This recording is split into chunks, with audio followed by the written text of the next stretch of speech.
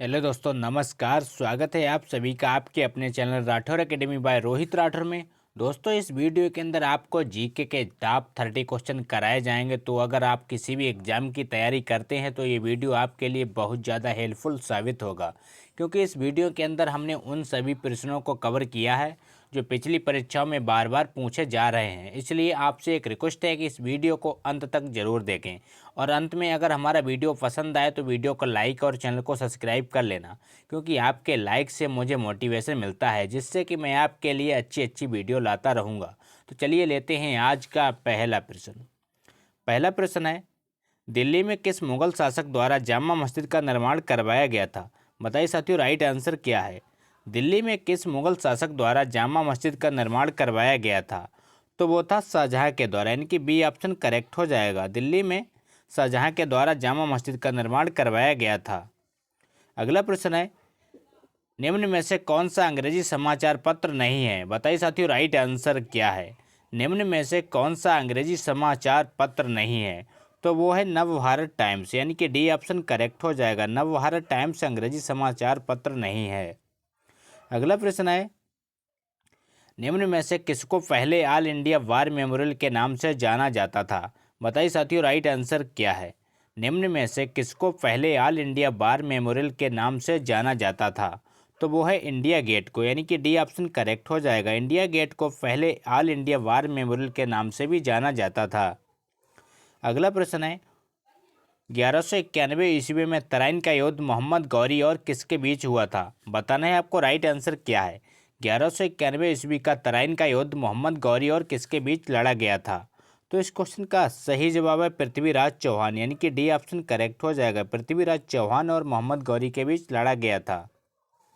अगला प्रश्न है, आदर्श उत्पादन की संकल्पना को किसने आर्थिक कल्याण का सूचक माना है?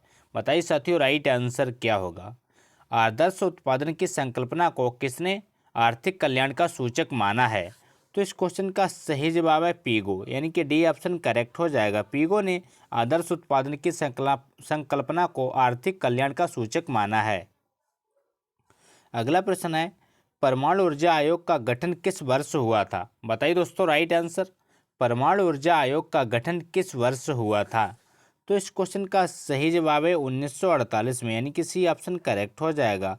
1948 ईस्वी में परमाणु ऊर्जा आयोग का गठन किया गया था। अगला प्रश्न है, निम्नलिखित में से कौन सा एक सागर बिना तट के है? बताइए साथियों, राइट आंसर क्या होगा? निम्नलिखित में से कौन सा एक सागर बिना तट के है? तो इस क्वेश्चन का राइट आंसर है सारगासो सागर, यानी कि बी ऑप्शन करेक्ट हो जाएगा। सारगासो सागर बिना तट के सागर है। अगला प्रश्न है, कौन सी नदी भूमध्य रेखा को 2 बार पार करती है? बताइए साथियों, right answer. Most important question है, कौन सी नदी भूमध्य रेखा को 2 बार पार करती है? तो इस क्वेश्चन का सही जवाब है कांगो, यानी कि सी ऑप्शन करेक्ट हो जाएगा। कांगो नदी भूमध्य रेखा को 2 बार पार करती है। अगला प्रश्न है, शक संवत का प्रथम मास कौन सा है? बताइए दोस्तों, राइट आंसर। शक संवत का प्रथम मास कौन सा होता है? तो इस क्वेश्चन का सही जवाब है चैत्र, यानी कि सी ऑप्शन करेक्ट हो जाएगा। चैत्र मास शक संवत का प्रथम मास होता है। अगला प्रश्न है, भारत के संविधान का विचार सर्वप्रथम किसके द्वारा दिया गया था? बताइए दोस्तों, राइट आंसर क्या है? भारत के संविधान का विचार सर्वप्रथम किसके द्वारा दिया गया था? तो इस क्वेश्चन का सही जवाब है एम.एन. राय, यानी कि बी ऑप्शन करेक्ट हो जाएगा। एम.एन. राय के द्वारा भारतीय संविधान का विचार सर्वप्रथम दिया गया था। अगला प्रश्न है, उत्तर दक्षिण व पूर्व पश्चिम कॉरिडोर सुपर हाईवे का मिलन किस शहर में होता है? बताइए साथियों, राइट आंसर क्या होगा? मोस्ट इंपॉर्टेंट क्वेश्चन है, बार बार परीक्षाओं में पूछा जाता है। उत्तर दक्षिण व पूर्व पश्चिम कॉरिडोर सुपर हाईवे का मिलन किस शहर में होता है? तो इस क्वेश्चन का सही जवाब है झांसी, यानी कि डी ऑप्शन करेक्ट हो जाएगा। झांसी में पूर्व पश्चिम और उत्तर दक्षिण गलियारे का मिलन होता है। अगला प्रश्न है, अरब सागर में गिरने वाली नदी है? बताइए साथियों, राइट आंसर क्या होगा? अरब सागर में गिरने वाली नदी कौन सी है? बताना है आपको, राइट आंसर। तो इस क्वेश्चन का सही जवाब है माही, यानी कि सी ऑप्शन करेक्ट हो जाएगा। अरब सागर में गिरने वाली नदी माही है। अगला प्रश्न है, जवाहर सागर बांध किस नदी पर स्थित है? बताइए दोस्तों, राइट आंसर क्या होगा? जवाहर सागर बांध किस नदी पर स्थित है? तो इस क्वेश्चन का सही जवाब है चंबल नदी, यानी कि डी ऑप्शन करेक्ट हो जाएगा। जवाहर सागर बांध चंबल नदी पर स्थित है। ये किस प्रदेश में है? कमेंट करके जरूर बताइए। अगला प्रश्न है, भारतीय संविधान के निर्माता किसे कहा जाता है? बताइए साथियों राइट आंसर। भारतीय संविधान का निर्माता किसे कहा जाता है? तो इस क्वेश्चन का राइट आंसर है डॉक्टर भीमराव अंबेडकर, यानी कि ए ऑप्शन करेक्ट हो जाएगा। डॉक्टर भीमराव अंबेडकर को भारतीय संविधान का निर्माता कहा जाता है। अगला प्रश्न है, गणतंत्र दिवस कब मनाया जाता है? बताइए साथियों राइट आंसर। गणतंत्र दिवस कब मनाया जाता है? सिंपल सा क्वेश्चन है। तो इस क्वेश्चन का सही जवाब है 26 जनवरी, यानी कि डी ऑप्शन करेक्ट हो जाएगा। गणतंत्र दिवस 26 जनवरी को मनाया जाता है। अगला प्रश्न है, हमारा राष्ट्रीय चिन्ह कहाँ से लिया गया है? बताइए दोस्तों राइट आंसर। हमारा राष्ट्रीय चिन्ह कहाँ से लिया गया है? तो इस क्वेश्चन का सही जवाब है सारनाथ में स्थित अशोक स्तंभ से, यानी कि बी ऑप्शन करेक्ट हो जाएगा। क्या हो जाएगा? बी ऑप्शन करेक्ट हो जाएगा। सारनाथ में स्थित अशोक स्तंभ से हमारा राष्ट्रीय चिन्ह लिया गया है। अगला प्रश्न है, होली कब मनाई जाती है? बताइए दोस्तों राइट आंसर। होली कब मनाई जाती है? सिंपल सा क्वेश्चन है। तो इस क्वेश्चन का सही जवाब है फागुन मास की पूर्णिमा को, यानी कि डी ऑप्शन करेक्ट हो जाएगा। होली फागुन मास की पूर्णिमा को मनाई जाती है। अगला प्रश्न है, स्वर्णिम चतुर्भुज का संबंध किससे है? बताइए दोस्तों राइट आंसर क्या होगा? मोस्ट इंपॉर्टेंट क्वेश्चन है, बार बार परीक्षा में रिपीट होता है। स्वर्णिम चतुर्भुज का संबंध किससे है? तो इस क्वेश्चन का सही जवाब है सड़क योजना, यानी कि सी ऑप्शन करेक्ट हो जाएगा। स्वर्णिम चतुर्भुज का संबंध सड़क योजना से है। अगला प्रश्न है, निम्नलिखित में से कौन सा एक उप महाद्वीप सफ़ेद महाद्वीप कहलाता है? बताइए साथियों राइट आंसर क्या होगा? निम्नलिखित में से कौन सा एक महाद्वीप सफ़ेद महाद्वीप के नाम से जाना जाता है? तो इस क्वेश्चन का सही जवाब है अंटार्कटिका, यानी कि बी ऑप्शन करेक्ट हो जाएगा। अंटार्कटिका को सफ़ेद महाद्वीप के नाम से भी जाना जाता है।